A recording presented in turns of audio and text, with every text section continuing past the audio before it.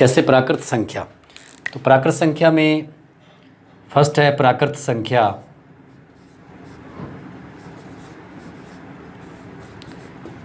प्राकृत संख्या, प्राकृत संख्या होती है 1 2 3 4 इस प्रकार से अनंत तक। प्राकृत संख्या कहाँ से शुरू होती है? 1 से शुरू होती है। 1 2 3 4 5 6 7 8 अनंत तक चलती है। और कहाँ से शुरू होती है प्राकृत संख्या? 1 से। 1 से लेकर अनंत तक जितनी भी संख्याएं हैं, 1 से लेकर, उससे पीछे नहीं, 1 से लेकर जितनी भी प्राकृत संख्याएं हैं, जितनी भी संख्याएं हैं वो सभी प्राकृत संख्या में ली जाती हैं। और प्राकृत संख्याओं को n से लिखा जाता है। प्राकृत संख्याओं को n से लिखा जाता है। उसके बाद नंबर 2 है पूर्ण संख्या। नंबर 2 है पूर्ण संख्या। पूर्ण संख्या, जब प्राकृत संख्याओं को हम 1 से लिखते हैं, यदि हम 0 से शुरू कर दें, 0 से 0 1 2 3 4 5 ऐसे अनंत तक, तो 0 से जितनी भी संख्या हम 0 से लेकर अनंत तक चलते हैं वो सभी पूर्ण संख्या में आती है। इसी प्रकार से हम थर्ड, जैसे कि प्राकृत संख्या 1 से शुरू करते हैं, पूर्ण संख्या 0 से शुरू होती है, इसी प्रकार पूर्णांक, पूर्णांक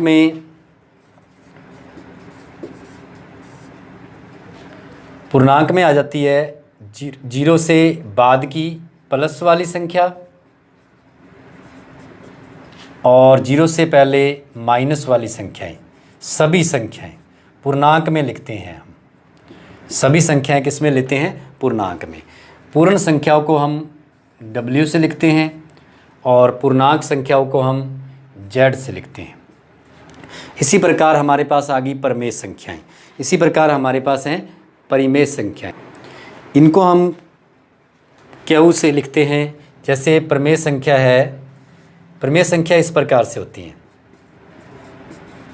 परिमेय संख्या, परिमेय संख्या होती है जैसे 1/2 3/4 या -20/6 इस प्रकार से परिमेय संख्याएं। तो हमने ये देखना है कि एक तो हो गया प्राकृत संख्या जो 1 से शुरू होती है, एक हो गया पूर्ण संख्या जो 0 से होती है, अनंत तक चलती है, और पूर्णांक में माइनस की सभी और प्लस की सभी संख्या, मतलब टोटल जो संख्याएं हैं वो पूर्णांक में आती है, जिनको जड़ से दर्शाती हैं। और प्रमेय संख्या में 1/2 इस प्रकार की, 3/4, माइनस में 20/6 इस प्रकार की संख्याएं जो संख्या रेखा पर होती हैं उनको प्रमेय संख्या में।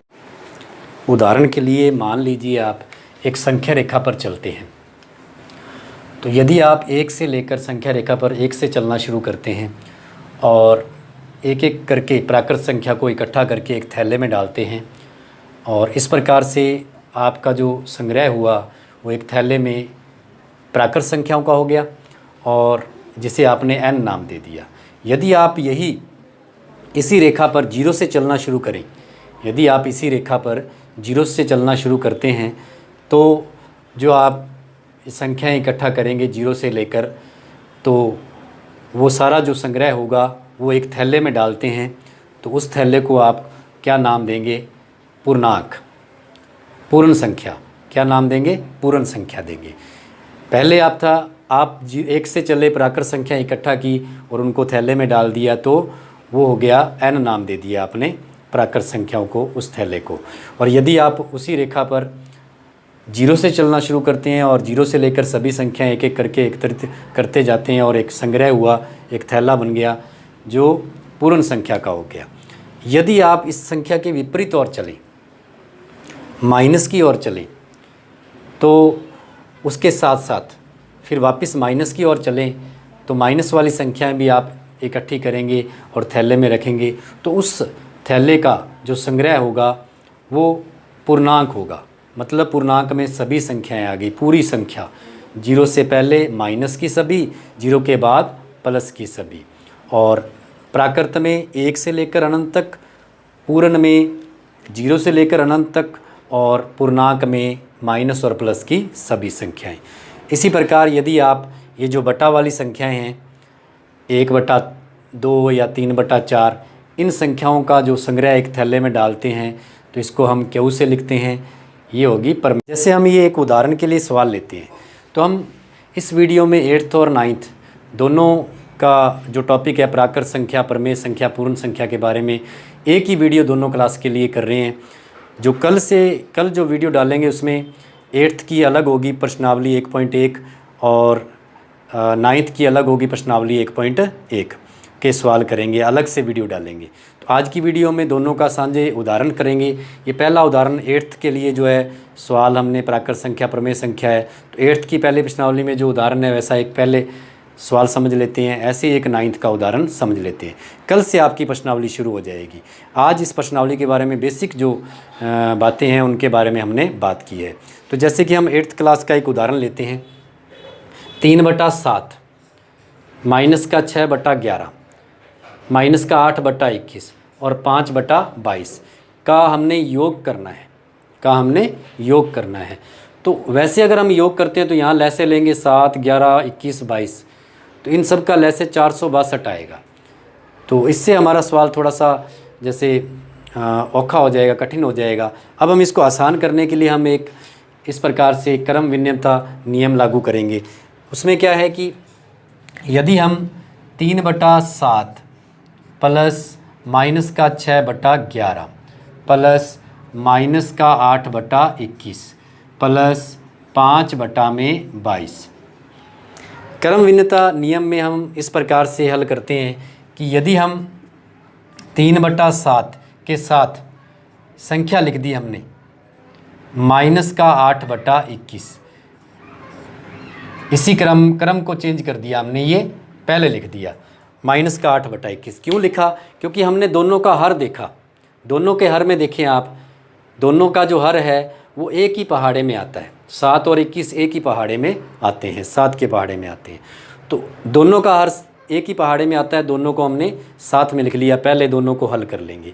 इसी प्रकार हम इधर बची हुई संख्या है माइनस का 6/11 और प्लस का 5/22।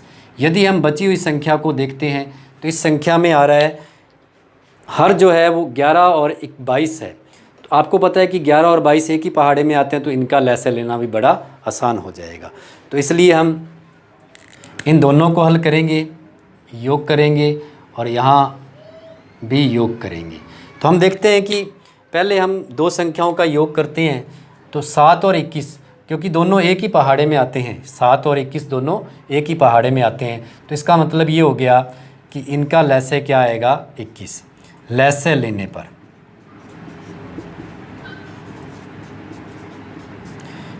लेने पर इनका योग आ गया 21। लैसे 21 आया। अब 21 में लैसे में हर का भाग करते हैं। तो 7 का पहाड़ा पढ़ेंगे तो कहाँ तक पढ़ा जाएगा? 3 तक। 7 का पहाड़ा 3 तक पढ़ेंगे। 3 तक पढ़ेंगे तो जहाँ तक आपने पहाड़ा पढ़ा है उसको अंश के साथ गुणा करना होता है। अंश के साथ उसका गुणा करना, इंटू करना होता है। तो 3 को 3 से करेंगे तो 9 आएगा, प्लस अब 21 का भाग 21 में करेंगे तो 1 आएगा, और 1 का गुणा 8 से करेंगे तो प्लस माइनस हो गया, ब्रैकेट खोल देंगे इसकी, प्लस माइनस 21 का 21 में भाग किया तो 1 आया, 1 का 8 से गुणा करेंगे तो 8 एकम 8 आ गया। अब आगे हम देखते हैं प्लस यहाँ लैसे क्या आएगा?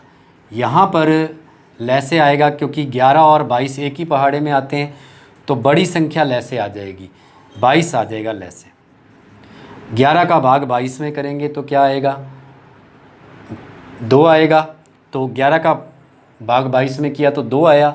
2 का ऊपर अंश के साथ गुणा भी करना होता है, गुणा करेंगे तो क्या आ गया? माइनस का 12, प्लस 22 का 22 में भाग किया तो 1 आया, 1 का 5 से गुणा करेंगे तो 5 ही आ गया। तो इस प्रकार से हमने इन दोनों का लैसे 21 आएगा क्योंकि एक ही पहाड़े में है और बड़ी संख्या लैसे में आ गई। फिर हर का भाग लैसे में करेंगे और जो आंसर आएगा उसका ऊपर अंश के साथ इंटू करते हैं। फिर 21 का भाग 21 में किया तो 1 आया, ऊपर 8 से गुणा कर दिया 8 एकम 8 आ गया, प्लस माइनस क्या हो गया, माइनस हो गया। इसी प्रकार इन 2 का लैसे क्या आया, 22 आया। 11 का भाग 22 में किया तो 2 आया, 2 का इंटू 6 से किया तो 12 आ गया।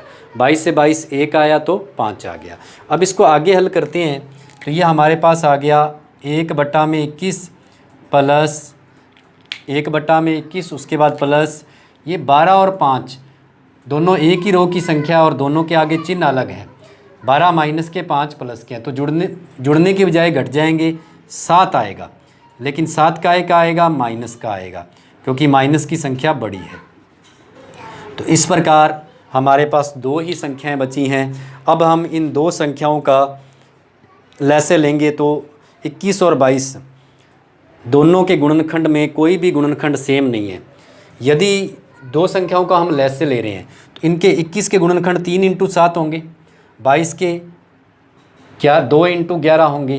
तो दोनों के गुणनखंड में सेम कुछ नहीं है, तो इसका मतलब दोनों का इंटू कर देते हैं तो लैसे आ जाएगा। अब हम दोनों का इंटू करते हैं तो लैसे क्या आया, 462। लैसे आया हमारे पास 462, तो 462 आया हमारे पास। जैसे हमें पता है कि 21 और 22 का इंटू करके लैसे लिया हमने, तो जैसे 21 का भाग 462 में करेंगे तो क्या आएगा, 22। 22 को 1 से किया तो 22 आ गया। फिर 22 का भाग 462 में करेंगे तो 21 आएगा। 21 का 7 से इंटू करेंगे तो क्या आ जाएगा, 147 आ जाएगा, माइनस का 147। तो इस प्रकार अब हम इनका हल करेंगे तो ब्रैकेट खुलेगी तो 22 प्लस माइनस माइनस 147 बटा में क्या आ गया, 462, बटा में आया 462। अब हम इसको घटाव करते हैं तो 22 में से 147 घट रहे हैं, छोटी संख्या में से बड़ी संख्या घटाव कर रहे हैं हम। तो इस प्रकार से आ जाएगा हमारे पास माइनस का 125 बटा में 462। इस प्रकार से हम प्रमेय संख्याओं का जोड़ घटाव क्रम भिन्नतम नियम से करते हैं तो बहुत ही अच्छा है, आसानी से हो जाता है। अब हम एक सवाल उदाहरण के लिए 9th क्लास की प्रश्नावली का देखते हैं। एक और उदाहरण लेते हैं हम, जैसे कि ये बेसिक सवाल हैं। जैसे कि आप देखें कि इस उदाहरण में माइनस का 4 बटा में 5 इंटू 3 बटा में 7 प्लस 15 बटा में 16 इंटू माइनस का 14 बटा में 9। यदि हम इसको आसान, वैसे तो सीधा गुणा करें हम, इसको हो जाएगा इंटू, देखें आप 4 का 3 से होगा, 3 का 15 से होगा और माइनस 14 से होगा। तो इस प्रकार से 5, 7, 16 और 9 का इंटू होगा। तो अपन क्या करते हैं इसमें, यदि हम इसको इस प्रकार से कर लें, इसमें आ जाएगा हमारे पास, यदि हम इस प्रकार से करते हैं, इसमें हम इस प्रकार से लिख लेते हैं माइनस का 4 बटा में 5। अब इसके पास हम ले आते हैं इंटू 15 बटा में 16। इसके पास हमने लिया है 15 बटा में 16, फिर इंटू बचा है हमारे पास 3 बटा 7 और बचा है हमारे पास माइनस का 14 बटा में 9। ये हमारे पास बच गया। तो इस प्रकार आप देखें कि यदि हम सीधा इंटू करते तो बहुत बड़ा इंटू करना हमें औखा लगता, कठिन होता है ये। तो अब हम इसको 4 बटा 5 और 15 बटा 16 को पास में ले आए। अब आप देखेंगे कि 5 और 15 एक ही पहाड़े में है और 4 और 16 एक ही पहाड़े में है, एक ही टेबल में है दोनों, ये कट जाएंगे। इसी प्रकार से 7 और 14 एक ही टेबल में है और 3 और 9 एक ही टेबल में, दोनों कट जाएंगे तो आसान हो जाएगा। अब आप देखते हैं इसमें 5 से 5 का पहाड़ा पढ़ेंगे तो 5 का पहाड़ा 1 तक पढ़ेंगे तो 5 हो गया पूरा। अब 5 का पहाड़ा ऊपर भी पढ़ना होगा, क्योंकि नीचे पढ़ा है तो नियम कहता है कि ऊपर भी पढ़ना होगा, तो ऊपर पढ़ेंगे तो 5 का पहाड़ा 3 तक पढ़ेंगे तो हो गया पूरा, 5 तिया 15। इसी प्रकार से इधर हम 4 का पहाड़ा 1 तक पढ़ेंगे तो 4 चला गया, और 4 का पहाड़ा 4 तक पढ़ेंगे तो 16 चला गया। तो इस प्रकार हमारे पास बच गया 3 माइनस 1 इंटू 3 और 4 बच गया, 4 एकम 4।